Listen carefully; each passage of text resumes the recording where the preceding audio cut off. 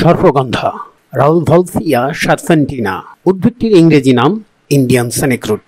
সংস্কৃতে চন্ডিকা, হিন্দিতে ছোটা চাঁদ, উর্দুতে ধনবরুয়া নামে ডাকা হয়।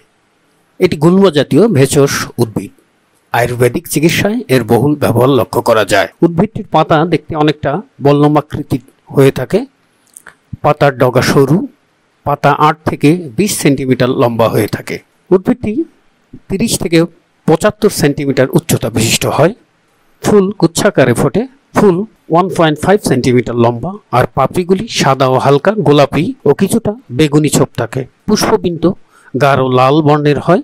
ক্ষুদ্রাকৃতির ফল সবুজ রঙের হয়, পাকলে কালচে দেখায়। সর্পগন্ধা Bangladesh, Bharat, Sri Lanka, Myanmar, Nepal, Bhutan, Thailand, Indonesia ও মালয়েশিয়ায় দেখা যায়। কোথাও কোথাও বাণিজ্যিক চাষ করা হয়। সর্পগন্ধার ফুল ও ফল দীর্ঘ সময় পর্যন্ত গাছে থাকে। পাকা ফলের রসালো অংশ ছাড়িয়ে বীজ আলাদা করে ছায়ায় শুকিয়ে 4-5 মাস পর্যন্ত সংরক্ষণ করা যায়।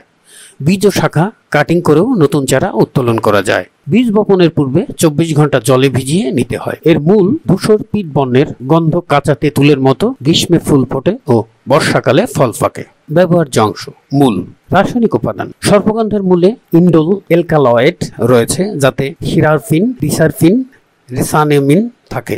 এছাড়াও আজমোলিন, অ্যাজমালিসিন ও সারফেন্টাইন, আলিরোসিন ও অ্যানসারচুরেটেড অ্যালকোহল প্রভৃতি রয়েছে। সতর্কতা: লো ব্লাড প্রেশার রোগীদের ক্ষেত্রে এবং ব্রঙ্কাইটিস, হাঁপানি, গ্যাস্ট্রিক আলসারের ব্যবহার সম্পূর্ণ নিষিদ্ধ। এছাড়া সঠিক প্রয়োগ মাত্রায় চিকিৎসা ক্ষেত্রে ব্যবহার্য। ডিসেম্বর-জানুয়ারি মাসে মাটি খুঁড়ে শেকড় তোলা হয়। শেকড়গুলি জলে ভালোভাবে ধুয়ে রোদ্রে শুকিয়ে তারপর চূর্ণ করে ব্যবহার করা হয়।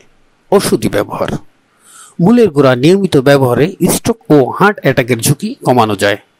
200 থেকে 500 মিলিগ্রাম মূলের চূর্ণ প্রত্যহ 1 থেকে 2 বার জলসহ সেব্য। 1 মাস সেবনে উপকার পাওয়া যায়। অনিদ্রা রোগে 250 থেকে 500 মিলিগ্রাম মূলের চূর্ণ 1 থেকে 2 বার জলসহ 1 মাস সেবন করলে রোগ দূর হয়ে যায়।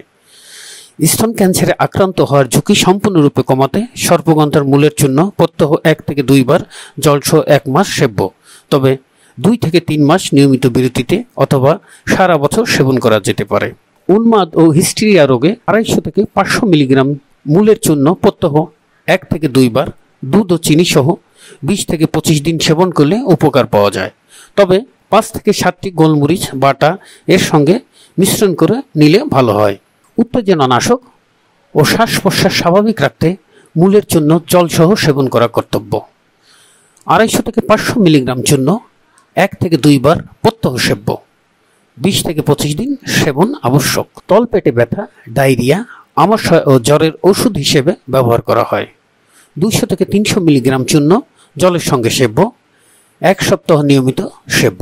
মানসিক অবসাদ, বার্ধক্যজনিত রোগ, শারীরিক দুর্বলতা ও চোখের ছানি অপসারণে 250 থেকে 500 মিলিগ্রাম জলসহ 1 মাস সেব্য। সর্পগন্ধার উদ্ভিদ বাড়িতে থাকলে সে বাড়ি সাপ আসে না। এটি একটি উপকারী উদ্ভিদ। ভিডিওটি দেখার জন্য সবাইকে ধন্যবাদ।